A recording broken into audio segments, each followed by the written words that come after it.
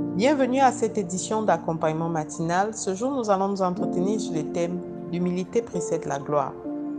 Et le passage que nous allons examiner est tiré de l'épître de Jacques au chapitre 4, verset 6.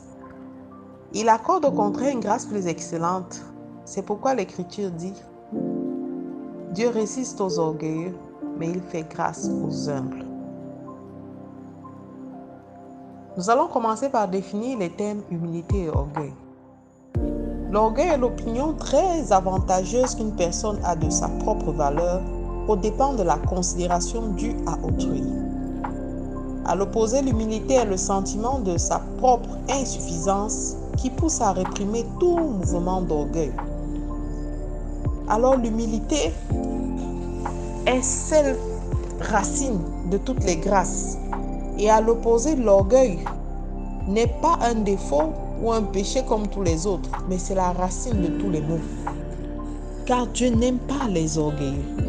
La parole de Dieu dit Dieu résiste aux orgueilleux.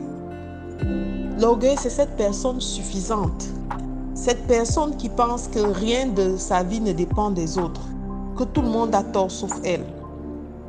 L'orgueil te donne l'impression que tu es irréprochable, t'amène à mépriser même tes pairs et t'empêche de recevoir de Dieu. L'orgueil ne fait pas que t'éloignes de Dieu, mais t'éloigne des grâces à cause du mauvais zèle, du mauvais orgueil. Nous avons souvent entendu les gens dire « Moi, on ne me donne pas des conseils. » Mais si on ne te donne pas des conseils, tu n'es plus un homme, tu es devenu Dieu. Alors, nous faisons des erreurs et nous avons besoin chaque jour de nous améliorer. Et nous ne nous améliorons pas tout seuls. C'est au contact des autres. C'est pour ça que Dieu dit il résiste aux orgueilleux. Et il fait grâce aux humbles, à ceux-là qui ont le sentiment qu'ils sont insuffisants et qui sont toujours portés par ce désir de plaire à Dieu dans tout ce qu'ils accomplissent. Je veux qu'on examine ensemble 3 aspects de ce que l'humilité apporte dans nos vies. En premier, l'humilité nous rapproche de Dieu. Le père de la foi, Abraham, avait tout ce dont il avait besoin pour être prospère et heureux. Mais parce qu'il savait la dimension à laquelle Dieu devait l'amener, il a fait une action de grâce. Il est allé s'aimer dans les mains de Melchisédek. Il est allé s'aimer auprès de quelqu'un, lui qui, on aurait pu penser, devait se sentir suffisant. A dit, Seigneur, je veux te rendre grâce. Par tout temps, Dieu s'est servi d'un homme pour bénir un autre homme. Dieu a mis ta bénédiction entre les mains de quelqu'un que tu es peut-être en train de mépriser et d'opprimer aujourd'hui.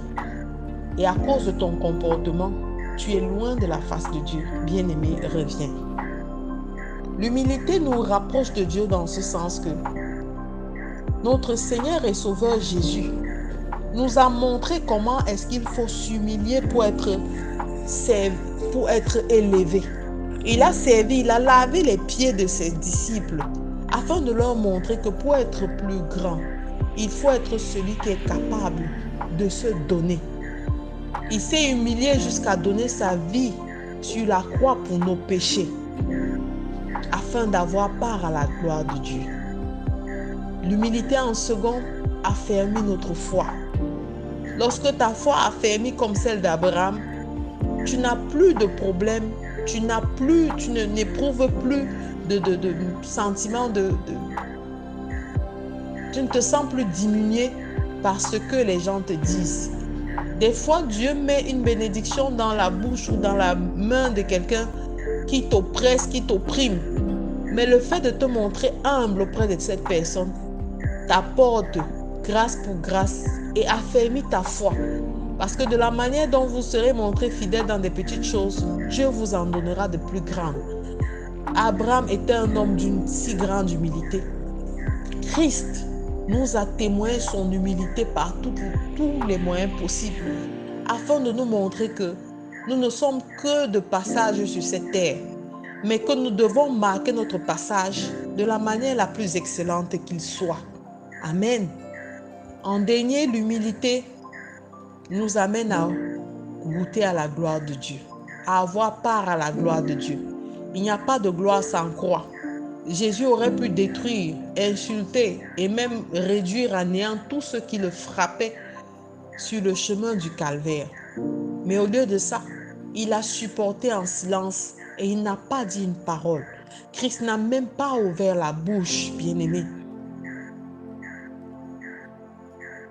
L'humilité de Joseph, lorsqu'après avoir reçu la prophétie, a subi tellement d'atrocités, on permet à Joseph d'entrer dans les plus hauts lieux, de devenir le numéro 2 en Égypte et de sauver sa famille de la famine. Bien-aimé, si on te dit au moment de recevoir la prophétie ce qui va t'arriver, tu vas dire non. Parce que si on avait dit à Joseph, voilà, à 17 ans, tu as reçu que toute ta famille se prosternerait devant toi. Mais voilà, tu vas passer par la prison, tes frères vont te vendre. On va déchirer la belle tunique que ton père t'a offert, que tu aimes beaucoup. Non, Joseph aurait dit, non, Seigneur, laisse tomber. Je ne peux pas subir tant. Mais, parce que Dieu ne te dira jamais tout. Accepte humblement de subir ce par quoi tu dois passer. Parce que c'est le chemin pour arriver dans la gloire. Alors, je souhaite que tu fasses cette prière ce matin avec moi. Père éternel, brise en moi, Seigneur, toute velléité d'orgueil.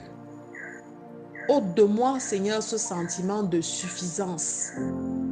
Car je sais qu'à tes côtés, j'ai toujours à apprendre.